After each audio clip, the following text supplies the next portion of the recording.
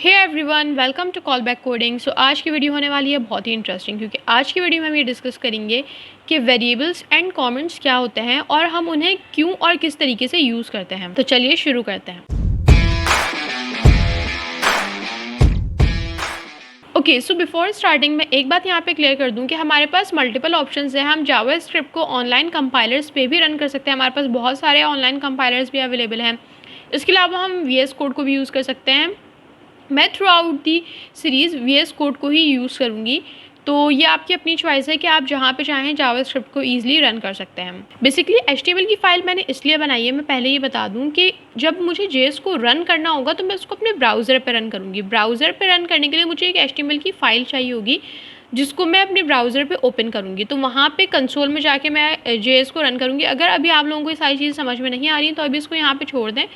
जब हम इसको रन करेंगे तो हम स्टेप बाय स्टेप देखेंगे कि हम किस तरीके से अपनी जावास्क्रिप्ट को ब्राउज़र पे रन कर सकते हैं। ओके, मैं सारी चीज़ें बहुत ही स्क्रैच से समझाऊंगी, बहुत ही सिंपल वर्डिंग्स में। I will try my best, ताकि वो लोग जो बिल्कुल न्यू है प्रोग्रामिंग में, जिनको इसका बिल्कुल भी आइडिया नहीं है, उनके लिए भी सारी चीज़ें आसान हो सके। और सबसे ज़्यादा इंपॉर्टेंट चीज़ होती है कॉन्सेप्ट। सिर्फ ये ज़रूरी नहीं है कि हमें कोडिंग करनी कैसे है, हमें ये भी पता होना चाहिए कि जो चीज़ें हम लिख रहे हैं उसका पर्पज़ क्या है, वो चीज़ें हम क्यों लिख रहे हैं, ताकि आगे जाके हम उन्हें उन चीज़ों को, उन टर्म्स को खुद ही यूज़ कर सकें। तो यहाँ पे मैंने एक हेडिंग डाल दी है वेरिएबल्स की, क्योंकि हम पहली जो चीज़ है हम वो डिस्कस करने जा रहे हैं वेरिएबल्स। उसके बाद जो दूसरी चीज़ हम डिस्कस करेंगे वो हम करेंगे कमेंट्स। तो मैंने यहाँ पे लिख लिया है कमेंट्स, लेकिन यू कैन सी कि यहाँ पे मेरे पास एक एरर शो हो रहा है। वो एरर इसलिए शो हो रहा है कि मैंने जो 1 करके वेरिएबल्स लिखा है, ये जावास्क्रिप्ट को नहीं पता है कि ये क्या चीज़ है। जावास्क्रिप्ट में ऐसी कोई चीज़ है नहीं, तो वो यहाँ पे एरर दे रहा है।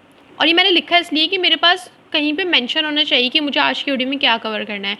इसके अलावा मेरे पास जब यहाँ पे कोड आएगा तो डिफरेंट टॉपिक्स का कोड होगा। अब मुझे उन टॉपिक्स को सेपरेट करना होगा ताकि मेरा सारा कोड मिक्स ना हो जाए। उसके लिए मुझे एक हेडिंग्स चाहिए होंगी। अब इन हेडिंग्स को हम जावास्क्रिप्ट में कहते हैं कमेंट्स। बेसिकली कमेंट्स जो वो सेट ऑफ स्ट्रिंग्स होते हैं जो कि हमारे पास ब्राउज़र पे शो नहीं होते। बेसिकली ये हमारे पास एग्जीक्यूट ही नहीं होते हैं। ये सिर्फ वो चीज़ें होती हैं, वो लाइंस होती हैं जो हमारे पास सिर्फ हमारे सोर्स कोड में लिखी हुई होती हैं for the sake of organizing our code. अगर मैं यहाँ पे control plus question mark press करूँ तो मेरे पास ये कुछ इस तरीके से लिखा हुआ आ जाएगा। यू कैन सी कि अब यहाँ से एरर भी रिमूव हो चुका है, तो मेरे पास ये भी एक कमेंट बन गया। अब ये ग्रीन कलर से लिखे हुए आ गए और एरर भी रिमूव हो गया। तो एक कॉन्सेप्ट तो हमारा यहीं पे क्लियर हो गया कि कमेंट्स क्या होते हैं और उनको क्यों यूज़ किया जाता है। अब हम बात कर लेते हैं वेरिएबल्स की, कि वेरिएबल्स होते क्या हैं हमारे पास। अगर हम वेरिएबल्स की बात करें तो वेरिएबल्स वर्ड निकला है हमारे पास वेरी से, और वेरी का मतलब होता है चेंज। अब इससे एक बात तो हमें ये समझ में आ गई कि वेरिएबल्स कोई ऐसी चीज़ है जो चेंज होती रहती है। अगर मैं प्रोग्रामिंग के ही पर्सपेक्टिव से समझाऊं कि वेरिएबल्स क्या हैं, तो शायद बहुत से लोगों को जो बिल्कुल न्यू है उनको ये चीज़ समझ में नहीं आएगी कि वेरिएबल्स क्या होते हैं। तो हम इसकी एग्जाम्पल लेते हैं, इसको हम रिलेट करते हैं अपनी रियल लाइफ एग्जाम्पल से। ओके, फॉर एग्जाम्पल हम किसी शॉप या फिर हम किसी बेकरी पे जाते हैं और वहाँ से हमें लेना है केक। जब हम केक लेने के लिए जाएंगे तो ऐसा तो नहीं होगा कि हम केक लेने गए और हम डायरेक्ट केक उठा के घर ले आए। वो केक जो है वो यकीनन हम किसी बॉक्स में रख के ही लेके आएंगे। हम उसको डायरेक्ट अपने हाथ में उठा के नहीं ला सकते हैं। तो वो जो बॉक्स है बेसिकली वो कंटेनर है। कंटेनर मतलब जो कोई भी चीज़ कंटेन करे, जिसमें कोई भी चीज़ हम रख सकें, तो वो हमारे पास कंटेनर होता है। तो सेम काम वेरिएबल हमारे पास करता है। जो केक है उस बॉक्स के अंदर, वो बॉक्स हो गया उसका वेरिएबल, और जो केक है वो हो गई उसकी वैल्यू। तो वेरिएबल्स का भी प्रोग्रामिंग में सेम यही काम होता है। हम कोई भी चीज़, कोई भी वैल्यू उसको स्टोर करते हैं एक वेरिएबल के अंदर, ताकि वो वहाँ पे सेफ रह सके और जब हमें उसकी नीड हो तो हम उसको वहाँ से उठा के यूज़ कर सकें। अब हम ये देख लेते हैं कि वेरिएबल्स कैसे यूज़ किए जाते हैं। तो मैंने यहाँ पे लिखा वार और मैंने लिख दिया ए। अब ये वार क्या है और ए क्या है अभी हमें ये नहीं पता। और इससे पहले एक बात और मैं ये बताना चाहूँगी कि ये जो मैंने लिखा है इसको हम कहते हैं सिंटैक्स। हर चीज़ को लिखने का एक तरीका होता है। प्रोग्रामिंग लैंग्वेज में कोई भी चीज़ लिखने का जो एक तरीका, जो एक रूल डिफाइन है, उसे हम सिंटैक्स कहते हैं। अगर हम वेरिएबल्स यूज़ कर रहे हैं तो वेरिएबल्स का एक अपना सिंटैक्स है कि मुझे इसी तरीके से ही वेरिएबल को यूज़ करना है। ये पहले से डिफ़ाइन है, प्री डिफ़ाइन है।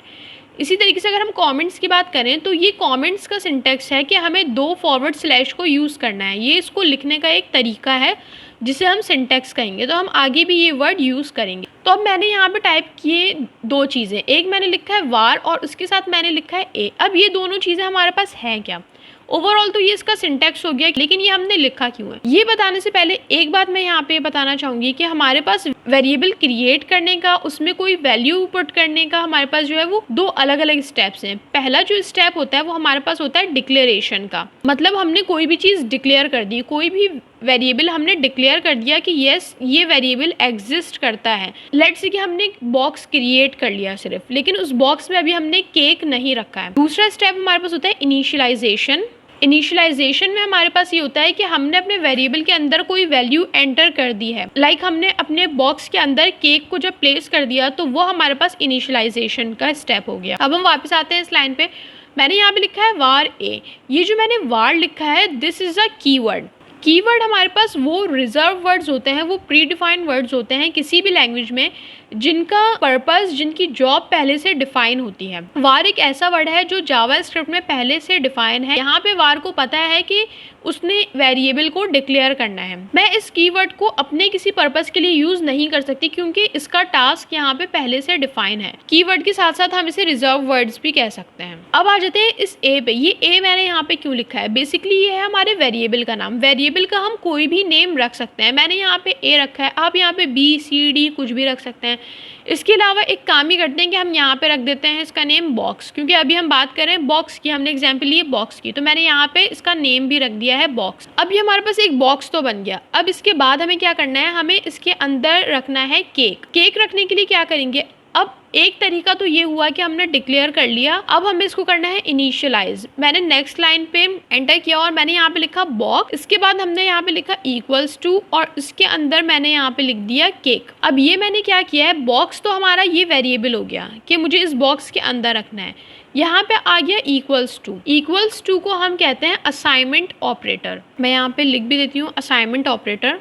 तो इक्वल्स टू हो गया हमारा असाइनमेंट ऑपरेटर। इसका मतलब है कि ये इस वेरिएबल को कोई वैल्यू असाइन कर रहा है, इस वेरिएबल के अंदर कोई वैल्यू एंटर कर रहा है, और ये जो केक मैंने लिखा है ये हो गई हमारी वैल्यू। बेसिकली यहाँ पे हम इसको स्ट्रिंग कहते हैं। जो स्ट्रिंग लिखने का तरीका होता है वो होता है डबल कोट्स के अंदर लिखना। स्ट्रिंग क्या होता है? ये एक डेटा टाइप होती है। हमारे पास जो है तीन इंपॉर्टेंट या तीन बेसिक डेटा टाइप्स हैं जो हमें यहाँ पे अपने दिमाग में रखने की ज़रूरत है। पहली है हमारे पास स्ट्रिंग, सेकंड हमारे पास है नंबर्स, और थर्ड हमारे पास है बूलियन। स्ट्रिंग हमारे पास ये जो मैंने यहाँ पे लिख दिया, कोई भी हमारे पास कैरेक्टर हो सकता है, उसमें नंबर्स भी एंटर कर सकते हैं। लेट्स से मैंने यहाँ लिख दिया केक 1, तो ये भी हमारे पास स्ट्रिंग ही होगा। डबल कोट्स के अंदर जो मैंने लिख दिया वो मेरे पास स्ट्रिंग है। अगर मैं यहाँ पे 1 2 3 भी लिख दूँ, लेकिन ये मैंने डबल कोट्स के अंदर लिखा है, तो ये मेरे पास स्ट्रिंग ही कहलाएगा। फिर इसके बाद हम बात कर लेते हैं नंबर्स की।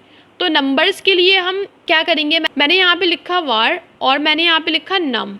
अब ये नम जो है ये मैंने एक वेरिएबल का नाम रखा है खुद से। अब यहाँ पे मैं क्या करूँगी? यहाँ पे वैल्यू इनिशियलाइज करने के लिए मैंने इसी के आगे इक्वल्स टू लिखा और मैंने लिख दिया यहाँ पे 24। अब यहाँ पे मैंने एक अलग तरीका यूज़ किया था और यहाँ पे एक अलग तरीका यूज़ किया है, तो ये दोनों मेथड जो है वो बिल्कुल करेक्ट है। आप जो चाहें इसमें से यूज़ कर सकते हैं या अपनी रिक्वायरमेंट के हिसाब से यूज़ कर सकते हैं। थर्ड टाइप होती है मेरे पास बूलियन। बूलियन के लिए मैं यहाँ पे लेट्स से लिख देती हूँ। मैंने यहाँ पे लिख दिया केक इज़ प्लेस्ड, कि हमने केक को प्लेस कर दिया है या नहीं। और इसके अंदर अब जो मैं वैल्यू एंटर करने जा रही हूँ वो मैंने यहाँ पे लिख दी ट्रू। बेसिकली बूलियन जो है हमारे पास, इसमें हमारे पास सिर्फ दो तरीके की वैल्यूज हो सकती हैं, या तो ट्रू या तो फॉल्स। अच्छा, एक और चीज़ यहाँ पे मैंने यूज़ कर लिया है स्टेटमेंट टर्मिनेटर, सेमीकोलन। सेमीकोलन को हम कहते हैं स्टेटमेंट टर्मिनेटर। बेसिकली ये क्या होता है? ये हमें ये शो कर रहा होता है कि यहाँ पे आपकी एक स्टेटमेंट टर्मिनेट हो गई है। टर्मिनेट मतलब ये स्टेटमेंट ख़त्म हो गई है, एंड हो गई है। ये अगर मैं नहीं भी लिखूं तो कोई इशू होगा नहीं, क्योंकि मैंने यहाँ कहीं पे भी इसको यूज़ नहीं किया है। लेकिन बहुत सारी लैंग्वेजेस ऐसी होती हैं जहाँ पे स्टेटमेंट टर्मिनेटर को यूज़ करना ज़रूरी होता है। अगर हम नहीं यूज़ करेंगे तो वो एरर थ्रो करती हैं। तो यहाँ पे आपकी अपनी चॉइस है कि आप यूज़ करें या ना करें। इसके अलावा एक चीज़, क्योंकि हमने कीवर्ड्स डिस्कस किया है तो इसी के साथ साथ हम एक और चीज़ डिस्कस कर लेते हैं, दैट इज़ आइडेंटिफायर्स। आइडेंटिफायर्स नाम से पता चल रहा है वो चीज़ जो आइडेंटिफाई करने में हेल्प करती है। बेसिकली आइडेंटिफायर्स वो नेम होंगे जो हम किसी चीज़ को देंगे। ये वेरिएबल है, इसका नेम मैंने रखा है बॉक्स, तो ये इसकी बेसिकली जैसे हमारी आईडी होती है ना, आईडी से हम पहचाने जाते हैं, उसी तरह ये वेरिएबल जो है ये अपने नाम से पहचाना जाएगा। तो इसका जो नाम मैंने रखा है वो आइडेंटिफायर कहलाएगा। अब हम एक चीज़ और ये करते हैं कि वेरिएबल्स के कुछ रूल्स होते हैं। ऐसा नहीं है कि हम वेरिएबल का कुछ भी नाम रख सकते हैं। तो हमारे पास कौन सी रिस्ट्रिक्शंस हैं, क्या रूल्स हैं, वो हम एक बार देखते हैं। काम ही करते हैं कि हम कोई सी भी पिक्चर ओपन कर लेते हैं और यहाँ पे मेरे पास कुछ रूल्स लिखे हुए हैं। लेट्स से कि मैंने यहाँ पे लिखा var और मैंने लिखा a और उसके बाद मैंने डाल दिया अंडरस्कोर और मैंने लिख दिया b। तो ये भी मेरे पास एक बिल्कुल करेक्ट वेरिएबल है, इसमें हमारे पास कोई भी इशू नहीं आएगा। इसके बाद हमारे पास है कि हम कोई भी स्पेसेस यूज़ नहीं कर सकते। मैं ऐसा नहीं कर सकती कि मैं a स्पेस b करके वेरिएबल का नाम रखूं। मुझे यहाँ पे स्पेस को रिमूव करना होगा तो ही मेरे वेरिएबल का नाम करेक्ट होगा। ये हमने डिस्कस कर लिया कि कॉमा, फुल स्टॉप, ये सारी चीज़ें हम नहीं एंटर कर सकते वेरिएबल के नेम में। उसके बाद हमारे पास यहाँ पे मेंशन है कि जो फर्स्ट कैरेक्टर होगा वेरिएबल नेम का वो कोई भी डिजिट नहीं हो सकता। लेट्स से कि मैंने यहाँ पे लिखा है ABC, तो मैं ये नहीं कर सकती कि मैं यहाँ पे लिख दूँ 1 ABC, ये मुझे एरर थ्रू करेगा। मैं इस तरीके से यहाँ पे नहीं लिख सकती। हाँ, मैं ये कर सकती हूँ कि मैं 1 यहाँ से हटा के यहाँ लिख दूँ या मैं कहीं बीच में लिख दूँ, ये इशू नहीं करेगा। लेकिन अगर मैंने स्टार्ट में ही कोई डिजिट लिख दिया तो मेरे पास यहाँ पे एरर आ जाएगा। इसके बाद हमारे पास ये सबसे इम्पॉर्टेंट चीज़ है, that is case sensitive. Case sensitive हमारे पास ये होता है कि मैंने यहाँ पे लिखा var a, ये a जो है ये एक वेरिएबल मैंने डिक्लेयर कर दिया और एक काम ही करते हैं हम इसमें कोई वैल्यू भी एंटर कर देते हैं। मैंने नंबर डाल दिया 5 और उसके बाद मैंने लिखा var capital A equals to 4। तो मेरे पास ये वाला A और ये वाला A, ये दोनों मेरे पास डिफरेंट हैं क्योंकि जावास्क्रिप्ट हमारे पास केस सेंसिटिव है। सो मैंने अपनी पूरी कोशिश की है कि मैं एक एक टर्म को अच्छे से एक्सप्लेन कर सकूं ताकि वो लोग जो फर्स्ट टाइम प्रोग्रामिंग सीख रहे हैं उनके लिए कोई भी डिफ़िकल्टी ना हो आगे। Okay guys, so that was it for the video. If you guys have any query, ask me in the comment section and don't forget to like, share and subscribe to my channel Callback Coding. So see you in the next video. Thank you.